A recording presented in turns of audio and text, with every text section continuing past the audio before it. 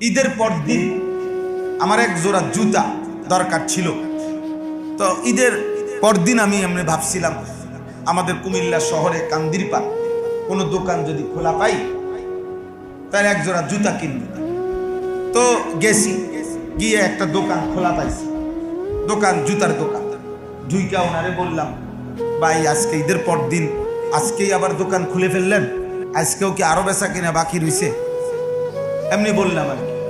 উনি বলতেছে, না হুজুর, আমি কাস্টমারের জন্য বেচা কেনার জন্য দোকান খুলি নাই, খুলছি গত 1 মাস, রোজার মাস 15-20 দিন টানা রাত দিন বেচছি, ঠিক মতো কোনো কিছু মিলাইতারি নেই, কোন রকম সব মাল বেচছি।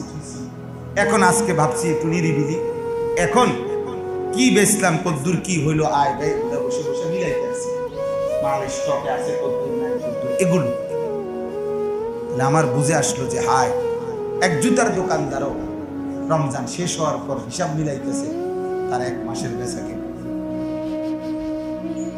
এক বুটমুড়িওয়ালাও নিশ্চয় মিলাইছে যে আমার পুরা মাসে বুটমুড়ি বেচা কেমন হইলো আয় ব্যয়। এক ইমানদার আমাদের হিসাব করা উচিত। রমজান পরবর্তী আল্লাহ তাআলা বলছিলেন, আমার ইচ্ছা রমজানে বান্দা তোমাকে 3টা জিনিস দেব, লাআল্লাকুম তাত্তাকুন। 1, তোমাকে মুত্তাকি বানাবো, গুনাহ থেকে বাঁচবা, নেক আমলে অভ্যস্ত হবা, এরকম একটা জজবা তোমার মধ্যে তৈরি হবে, এটা আমি আল্লাহ তাআলা চেয়েছি। 2, লাআল্লাকুম তাশকুরুন, তুমি আমার শুকর আদায় করবা, এই শুকরের মেজাজ, আল্লাহর প্রতি কৃতজ্ঞ হওয়ার মেজাজ তোমার মধ্যে তৈরি হবে, আমি আল্লাহ তাআলা এটা রমজানের মাধ্যমে তোমার দ্বারা করাইতে চেয়েছি। 3 নাম্বার, লাআল্লাহুম ইয়ারশুদুন, যেন আমার প্রতিটা বান্দা হেদায়েতের রাস্তা, জান্নাতের রাস্তায় চলতে পারে, পাইতে পারে, রমজান দ্বারা আমি এটা দিতে চেয়েছিলাম। তো আমি আল্লাহ তো চেয়েছি এবং ব্যবস্থাপনাও করছি, সব কিছু সাজাইয়া দিছি। এবার তুমি বলো তাকওয়ার কি অবস্থা, শুকরের কি অবস্থা, হেদায়েতের বল।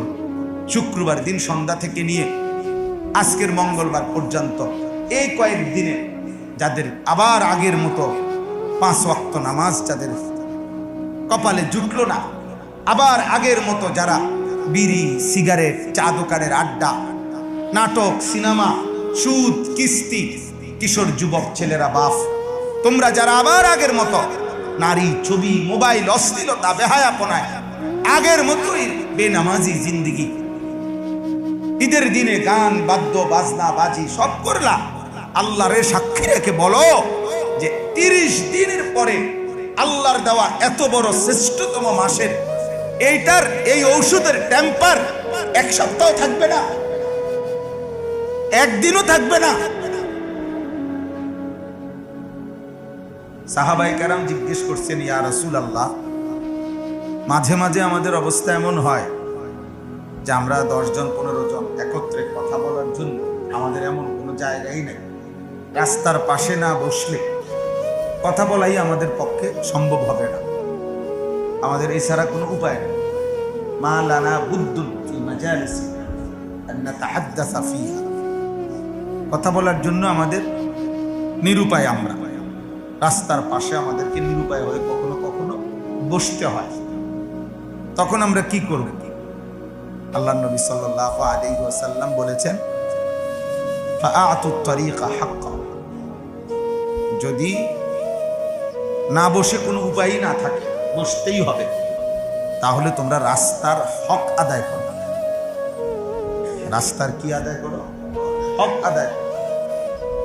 তো সাহাবায়ে কেরাম জিজ্ঞেস করেছেন, ইয়া ওমা হাক্কুত তারিক, রাসূলুল্লাহ সাল্লাল্লাহু আলাইহি ওয়াসাল্লাম বলছেন যে রাস্তার হক কি? তাহলে নবী সাল্লাল্লাহু আলাইহি ওয়াসাল্লাম বললেন, 1 নম্বর গদ্দুল বাসার, চোখ নামায় রাখা। রাস্তা দিয়ে মানুষ চলাচল করবে, নারীরা, তো তাদের দিকে তাকিয়ে না থাকা, চোখের হেফাজত। যে দৃশ্য যাকে দেখার অনুমতি আমার জন্য নাই, তাকে কি না দেখা, এটা হলো রাস্তা। 1 নম্বর দৃষ্টি অবনত করা, গদ্দুল বাসার। 2 নম্বর কাফুল আদা, রাস্তা থেকে কষ্টদায়ক জিনিস সরিয়ে দাও।